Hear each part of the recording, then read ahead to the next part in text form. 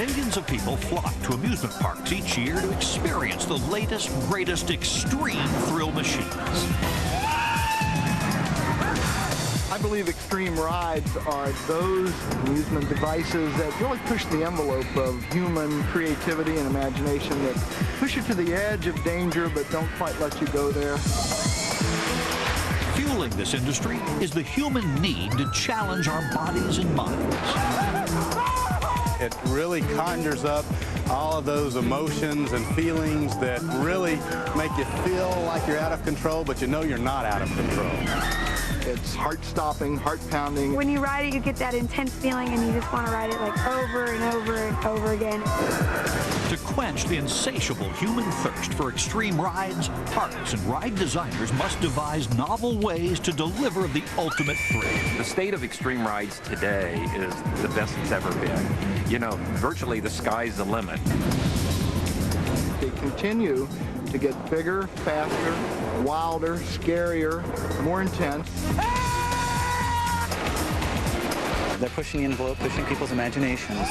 So hold on tight as we take you over the edge to explore and experience the world's most thrilling extreme rides.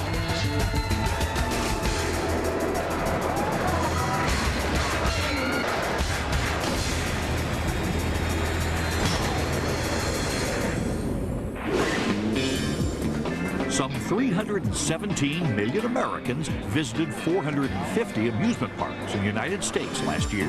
What they seek are fun and thrills.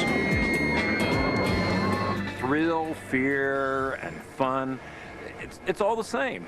For someone who really likes rides, you know, you want to have the fun, and a lot of people, you can't have fun unless you have the fear.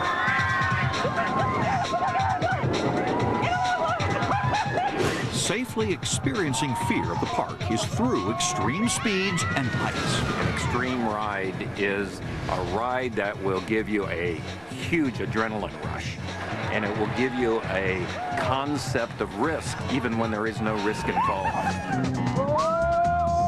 I think the popularity of extreme rides has certainly increased over the past several years, and we can see that because of the proliferation of extreme rides. The tall rides are getting taller and faster. The roller coasters are getting bigger and better. Roller coasters have become one of the most popular forms of extreme rides. There are more than 600 coasters in the United States, and 35 new ones opened in 2001. People are just more excited about doing things that takes them to the edge.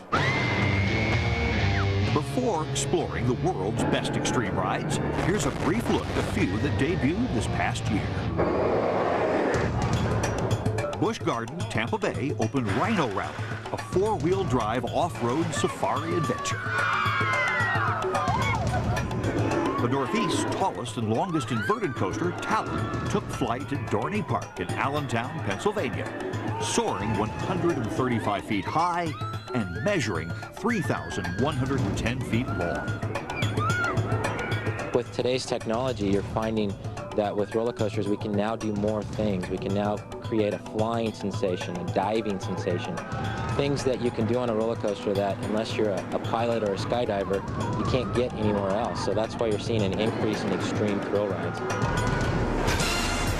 Down south, Silver Dollar City in Branson, Missouri unleashed Wildfire.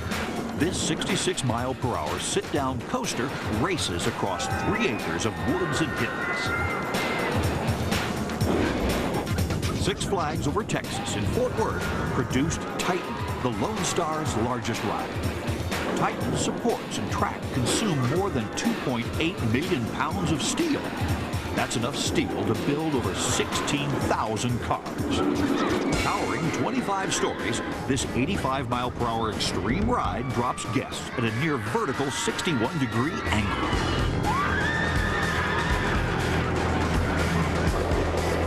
Not to be outdone, Six Flags Great Adventure in Jackson, New Jersey opened the East Coast's tallest and fastest traditional steel coaster. The 80-mile-per-hour Nitro offers open-air seats that lift riders 230 feet high.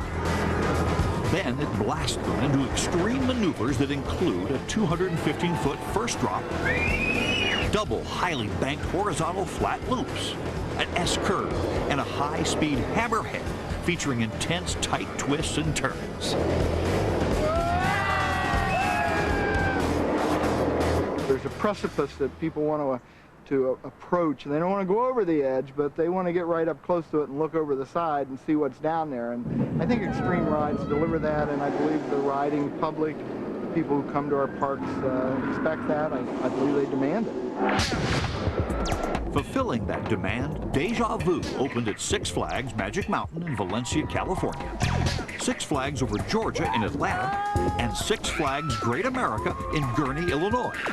Deja Vu is a suspended looping boomerang ride. You'll zip down 90 degrees through the station at 70 miles an hour, loop through a boomerang, a loop, back up on your back, 200 feet straight into the air. You feel like an astronaut as you're climbing this thing. It really takes roller coasters to another extreme because you truly get a forward and backward sensation, thus the name Deja Vu. Meanwhile, Six Flags Marine World in Vallejo, California, and Six Flags Great America in Illinois opened V2, Vertical Velocity. The shuttle coaster rockets riders from 0 to 70 miles per hour up 15-story towers.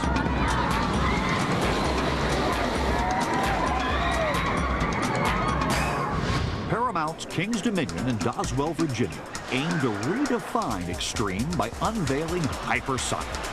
The world's first air-launched coaster utilizes shock absorbers, rubber tires, and compressed air technology to jettison riders from 0 to 80 miles per hour in less than 2 seconds. The whole idea of coming to a park or going onto an extreme ride is the feeling that you're escaping from everything else and you're away from the mundane and you're doing something very special.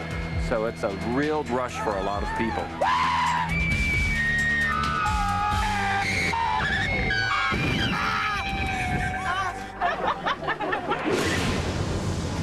Now, let's journey to Mitchellville, Maryland to explore our first extreme ride, where a human flight machine streaks through the sky, soaring 115 feet high, along 3,340 feet of steel track, exceeding 50 miles per hour, coursing through a horseshoe inversion, a vertical loop, a pair of corkscrews, and 4 180-degree flips. And it can only be faced lying down. Yeah! Batwing, Six Flags America! Absolutely extreme! Woo!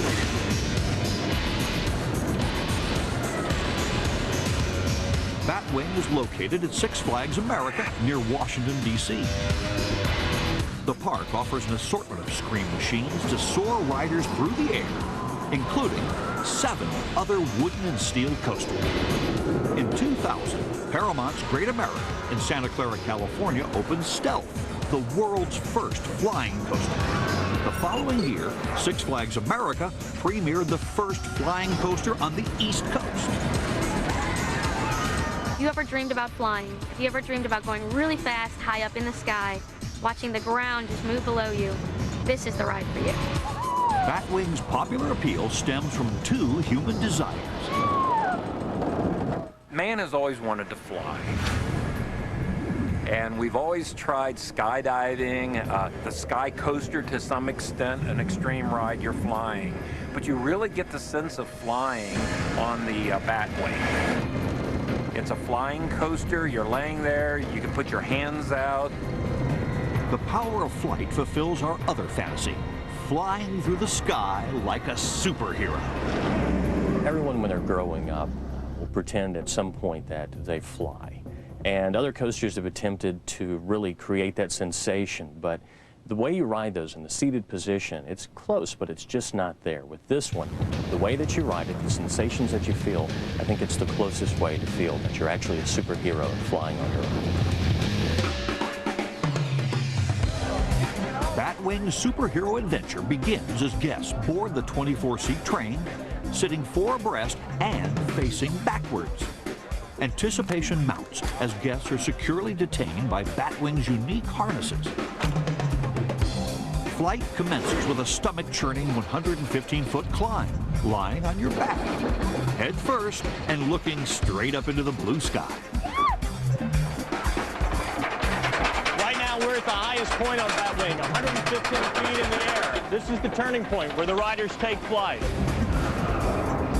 At the crest, guests are inverted into a 180-degree twist, transforming extreme ride thrill seekers into high-flying heroes. Whoa! It's like almost a religious experience when you turn over. It's unlike any other roller coaster experience I've ever had. Once you ride it, you're riding in a laying down position. For some people, it's quite frightening. I thought it was an absolute rush. I've been on 422 different roller coasters in the United States and Canada. I've probably ridden Batwing close to 50, I don't know, 75 times.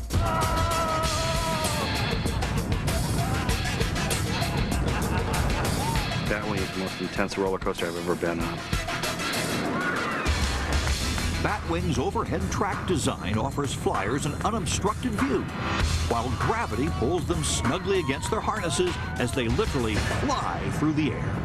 I've always wanted to hang glide, but I'm kind of chicken about stuff like that and parachuting and stuff. I know roller coasters are safe, and it's a thrill to be able to have that hang gliding or flying experience and be on a roller coaster, strapped in nice and tight. So just how has Batwing made human flight possible? The minute you load into the ride vehicles, you'll notice this is not your traditional roller coaster car. The guest restraint system begins with a shoulder harness that was borrowed from Formula One racing. Once we lock the rider in, they no longer have control of the release mechanism here. It's monitored by the computer throughout the course of the ride.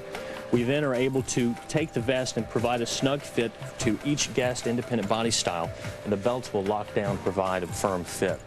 The Netherlands-based ride manufacturer, Vekoma International, designed the flying coaster so that the harnesses would also strap riders in at the hips and shins.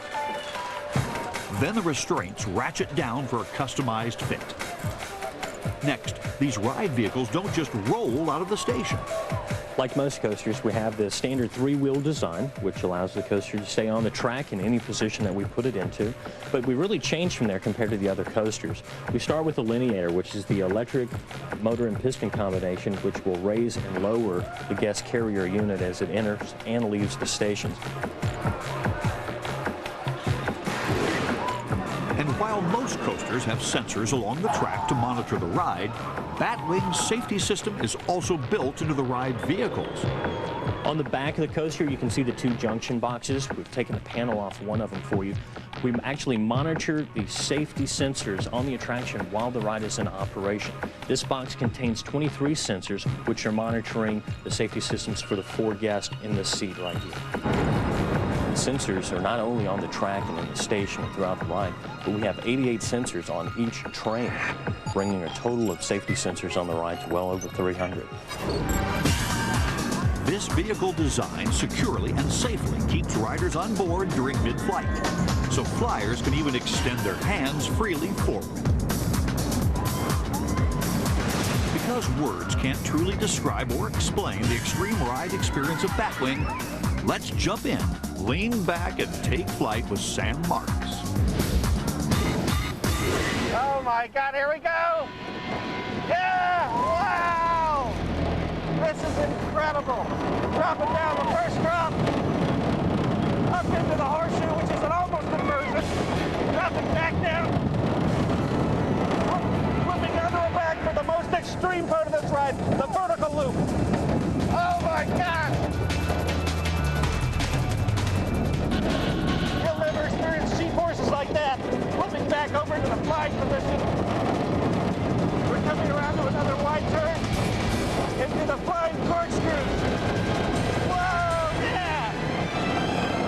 Unbelievable. And to finish this ride off, a low flying Whoa! Yeah! This is incredible. Looking up into the brakes.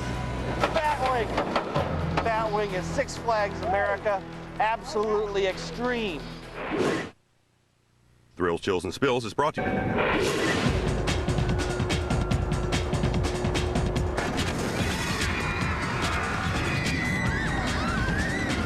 I think acrophobia is an extreme ride because it's very fast. It's very frightening. It'll try your nerves, and that's what people pay for. People pay the ticket to be frightened, and you're going to be frightened, no doubt. There are people who need thrills, just like people need horror movies and people need comedy, people need a drama to cry or whatever. And acrophobia just makes sure that you're scared of heights, even if you're not.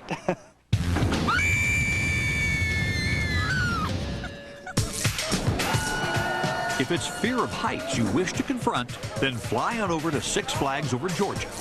This 250-acre extreme park has just raised the margin on novel ways to deliver extreme fright. And this particular margin stands 200 feet sky high.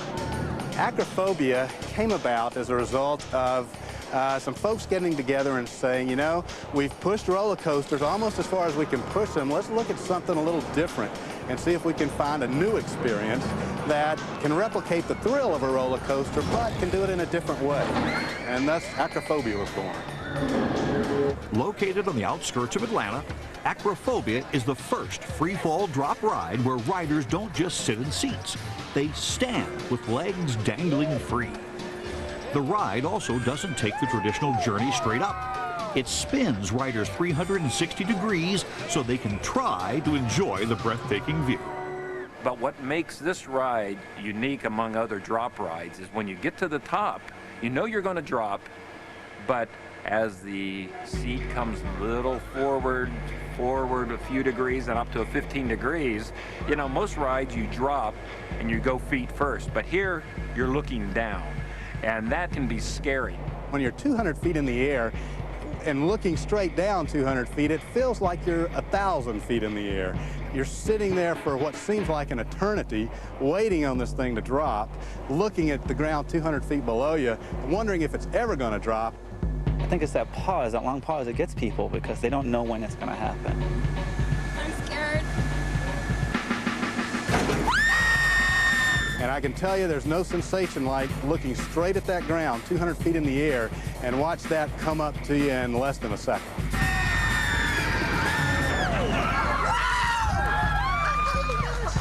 It just creates an adrenaline rush like none other. Oh my God. Screams are a great sign on thrill rides. We know that we've accomplished our task with a thrill ride if we hear screams. To deliver these screams and laughs, Acrophobia employs a myriad of mechanical, electrical, hydraulic, and pneumatic functions to accomplish each ride cycle. The ride's creators, Entenmann of Switzerland, designed Acrophobia with a lift system that locks and attaches to the 65,000-pound seating ring.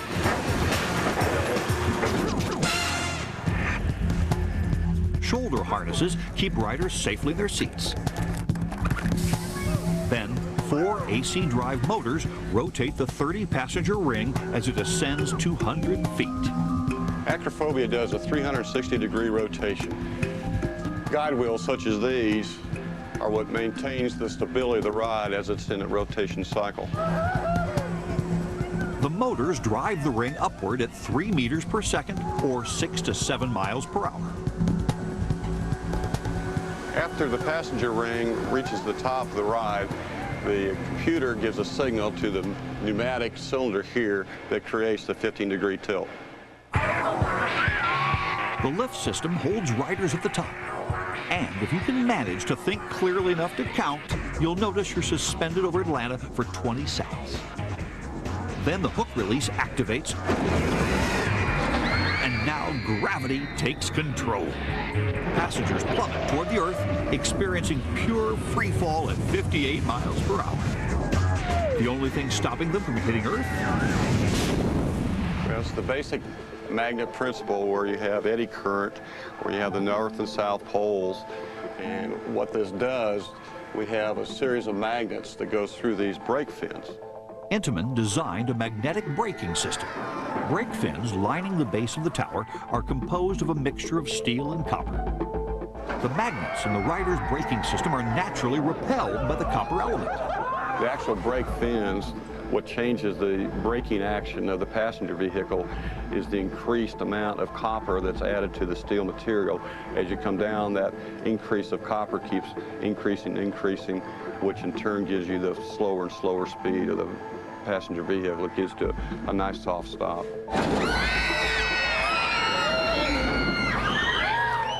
These are permanent magnets. They stay in their permanent state, and it's totally fail-safe. There's nothing feeding this as far as electrical power. It's purely a mechanical magnet installation.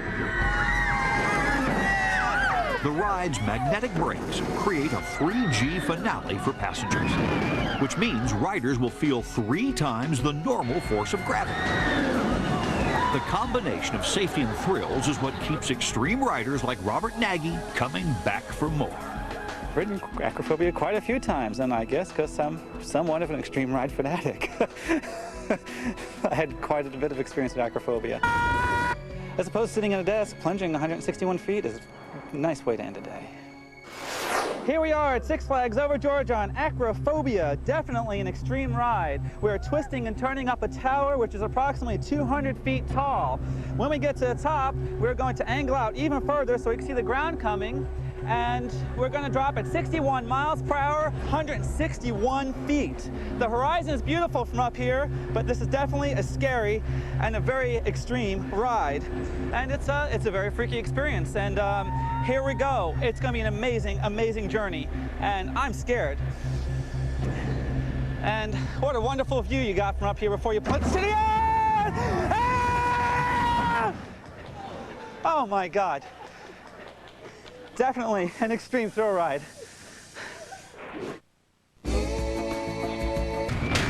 A recent addition to the Extreme Ride arsenal is located right here at Knott's Berry Farm in Buena Park, California.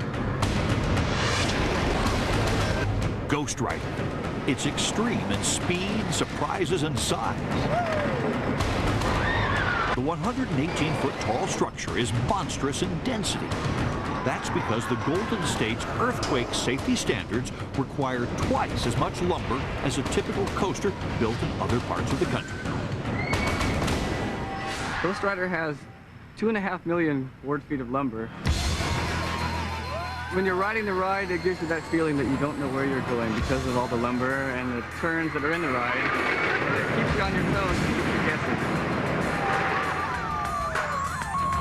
Extreme ride aficionados call Ghost Rider an extreme ride because its 4,500-foot long track is filled with non-stop drops, turns, twists, and bends.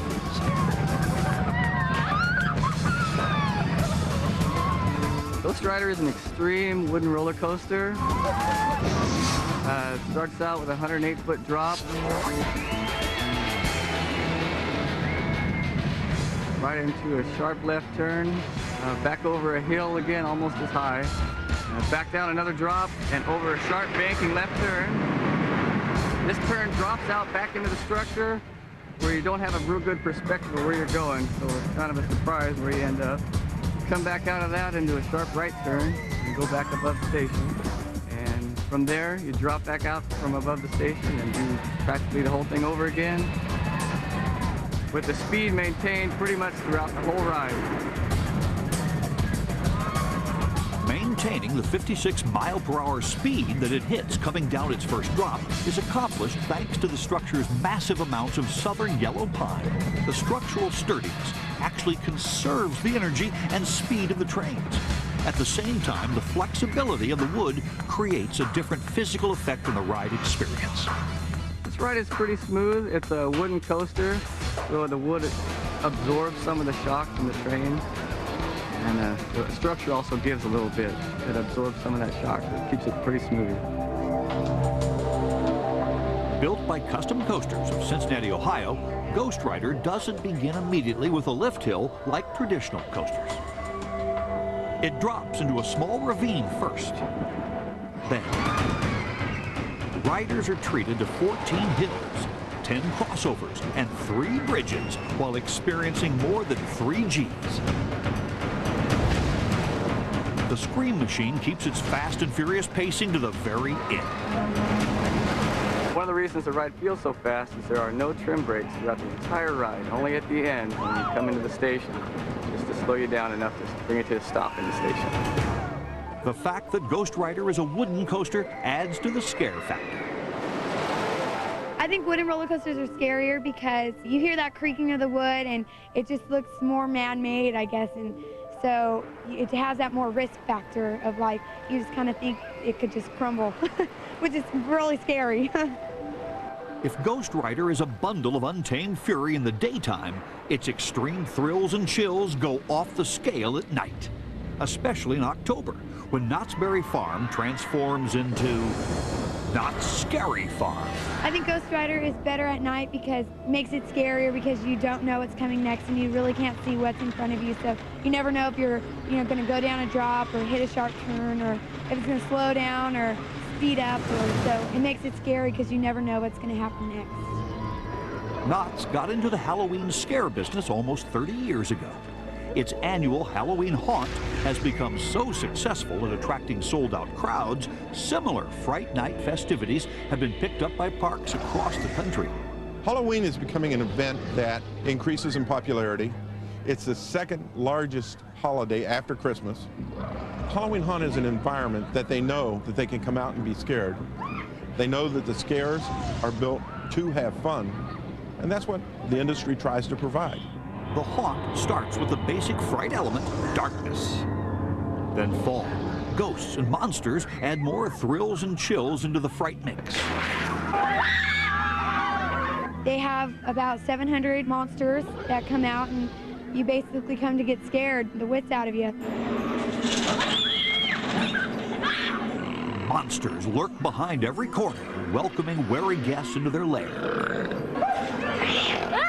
While in the park's ghost town, a haunted mine shaft offers to thrill guests with a spirited dark ride aboard Ghost Rider. I think Ghost Rider is definitely appropriate during haunt because it's an extra scare factor. You know, you're not just getting scared, with monsters and stuff, you're getting scared with an extreme ride, so it's great. Here we go! Join Mandy Murray for an extreme ride aboard Ghost Rider at night. To find out why this Scream Machine earns its title as one of the wildest and scariest coasters in the West. Oh my God!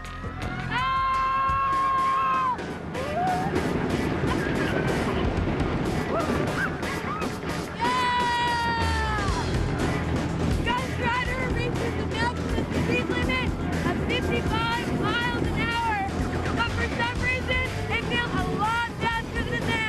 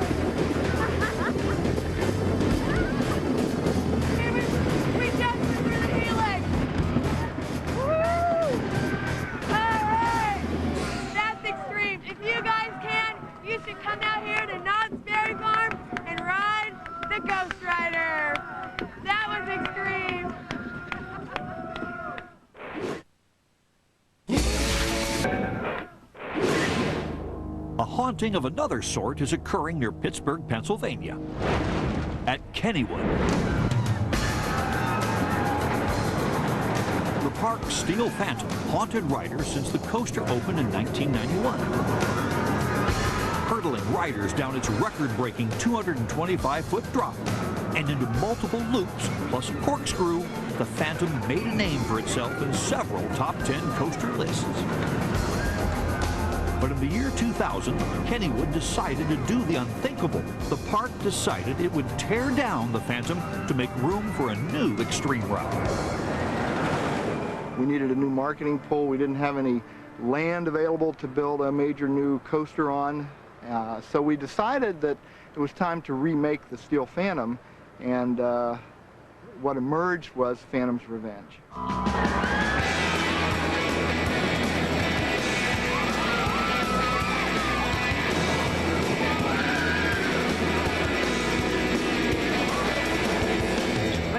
This ride, I feel like I'm flying. You're going so fast down those hills. You can't help but feel the air in your face. So exciting. Phantom's Revenge opened in May of 2001. This 3,500-foot-long speed machine carries riders nearly 16 stories high. Then it drops them 160 feet before shooting them down a second, even longer, 232-foot drop, right through the neighboring Thunderbolt coaster. The second hill of the coaster is probably the best. You go down through a natural ravine, hitting 85 miles an hour. It's almost impossible to keep your hands up because you don't think there's any way you can make it through that second coaster. Bottom of the hill, make an 82-degree turn, come back around and go through it again. My favorite part of the ride is at the very end. There are a couple of bunny hills that get you out of your seat. You don't think anything else is coming because you're near the end, but it keeps going all the way through.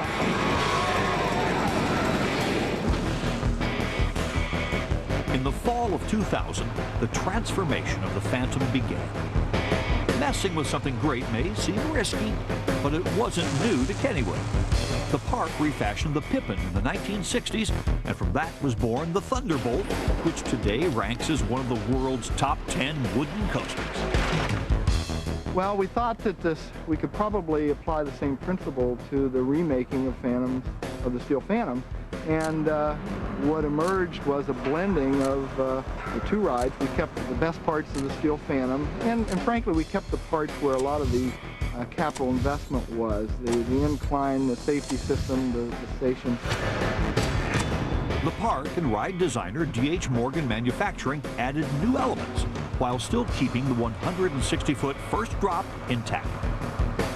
When we built this coaster, we had to decide where to marry the old track with the new track, and we decided to do that just over the crown of the second drop.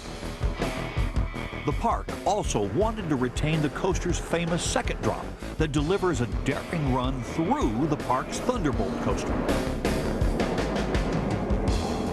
This was also one of the most challenging areas for the construction team. Set in a ravine, parts of the Thunderbolt and hillside had to be pulled out, then rebuilt. We decided to take out the inversions of the Steel Phantom, which we felt would increase ridership if we did that. Without loops, the Phantom's new hypercoaster design ensures more riders will not get intimidated or motion sick, so they can extreme ride over and over again. It also lost the need for over-the-shoulder restraints, so all new trains were installed. The ride's conclusion includes a helix that delivers 3.5 gravitational forces. Did we get any feedback when we announced that the Steel Phantom was coming out? We got tons of feedback. We got emails, we got phone calls, we got hate mail, we got tons of letters saying, how can you do this? How in the world can you take out the Steel Phantom, a top 10 coaster? But you know what, we stayed the course, and our plan was good, and what emerged was a great roller coaster.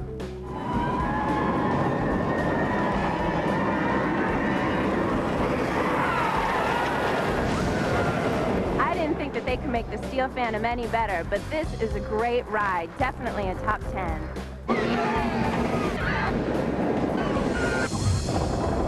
Here we go, first drop. Oh my God.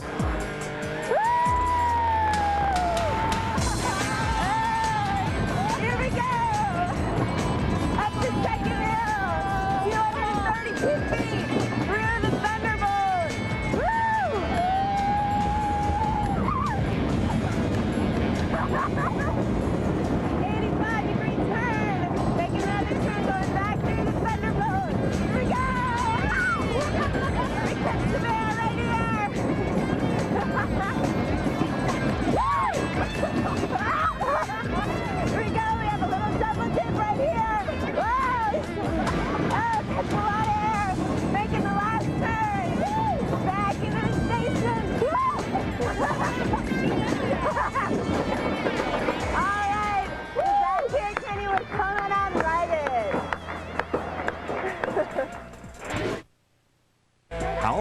will extreme rides go?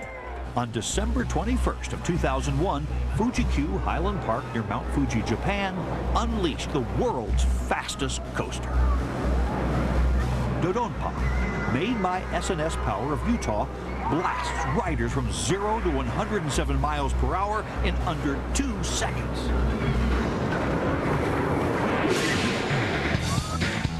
"5,000 miles across the Pacific, in Valencia, California, Six Flags Magic Mountain broke in the year 2002 by offering a revolutionary coaster, unlike anything else on the planet. It's actually, the train is different than any other trains. Well, you're spinning, so it's like, how can I describe it?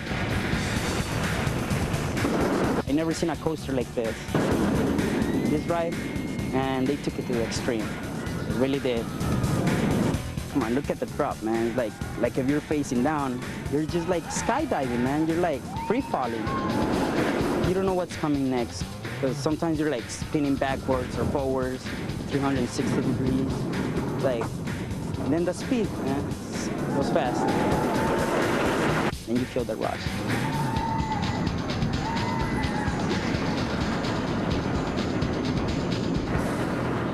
Hopefully I'll get to try it again. Like, woo, you know? The name of this one-of-a-kind scream machine? X, as in extreme.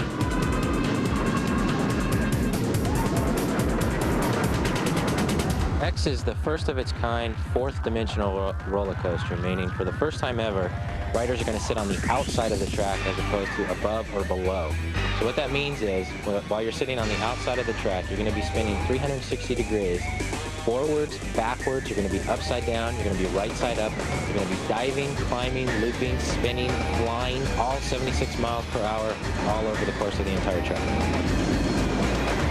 From a business standpoint, the X coaster is where thrill rides and extreme rides are going to be going in the future.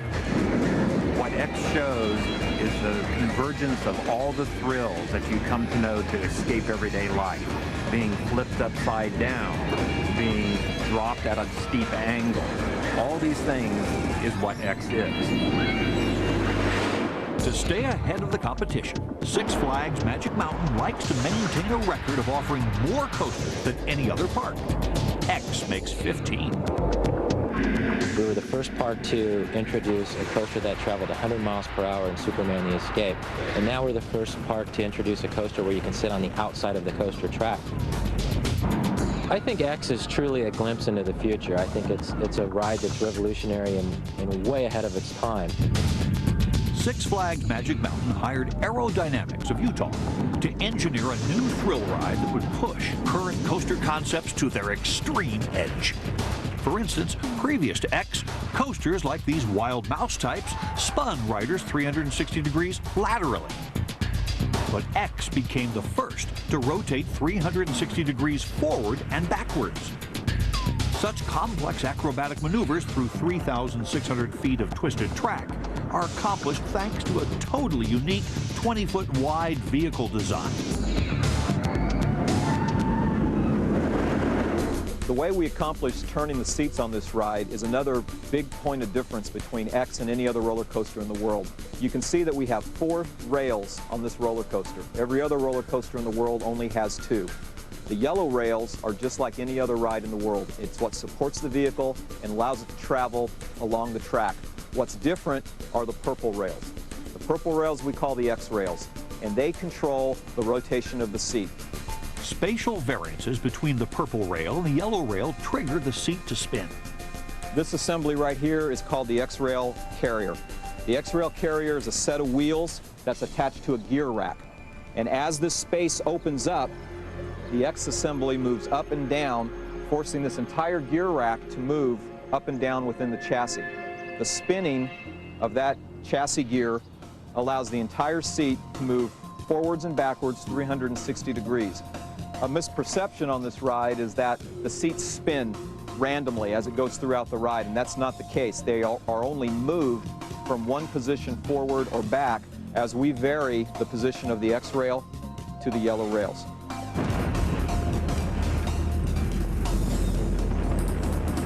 Another design characteristic that makes this ride very unique is the fact that it has both the elements of a suspended coaster track design and a traditional roller coaster track design. You can see over here, the vehicle will ride on top of the track like a normal roller coaster. And then behind me over here, you can see where the train is suspended underneath like a suspended coaster. And you don't see that. You either have a coaster that's all suspended or all traditional, but you don't see them mixing both of those elements within the same ride out on the course of the ride.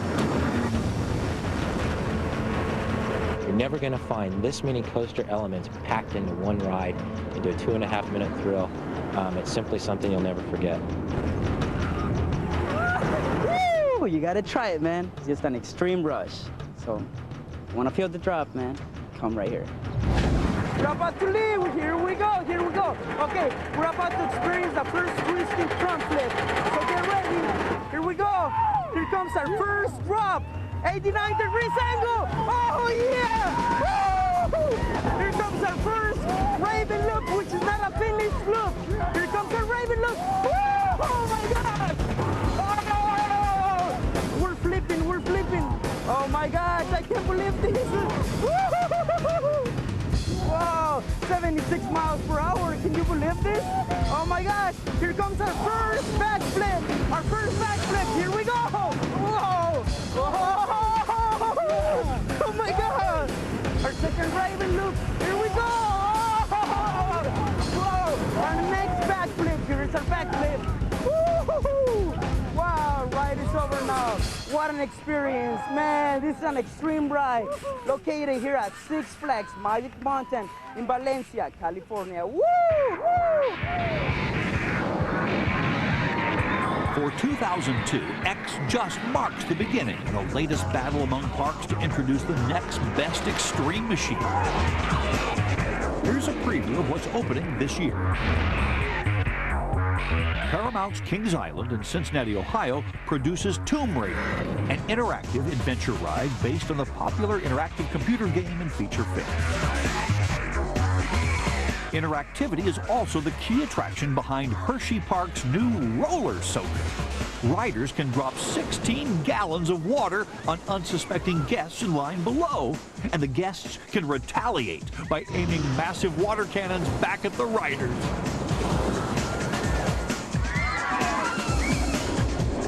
Cedar Point in Sandusky, Ohio defines extreme by erecting an innovative launching coaster. The 215-foot-high, 72-mile-per-hour Wicked Twister becomes the world's tallest and fastest double-twisting impulse coaster. Batman Dark Knight at Six Flags New England is a floorless coaster. Riders seated on flying chairs rock at 55 miles per hour through a powerful series of loops, turns, and twists. 7 inversions in all. Meanwhile, Six Flags over Georgia in Atlanta unveils their version of the flying coaster, Superman Ultimate Flight. Future of extreme rides? It's a good question. I think each year we continue to raise the bar. The standard gets higher. People are riding public. I guess expect more from us. They want more thrills, more intensity. The future of extreme rides is extremely good because, thankfully, once some people conquer one extreme ride, they're going to want to go on to something else. So there's always going to be a need for engineers to develop new and even more extreme rides.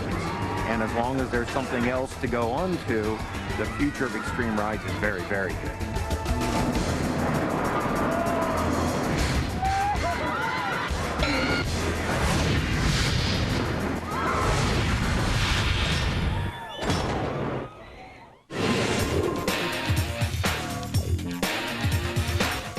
Coming up next, Best of Discovery Week continues with the latest and greatest screen machines on the ultimate guide to roller coasters.